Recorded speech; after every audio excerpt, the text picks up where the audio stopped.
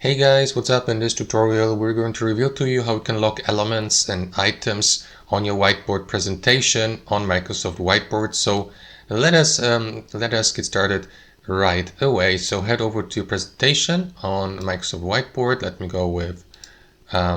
me go with this one here. So what you want to do is simply select the select tool here at the bottom by clicking into that arrow icon or by using the shortcut Alt-S. And next, simply left click into the given element like shapes or text boxes or images. So let me go with that text box here. And after that, guys, once selected, you will be given access to these these tabs here at the top. So click into these three dots here, more, and select either bring to front or send to back. So you may also select lock to lock the given element.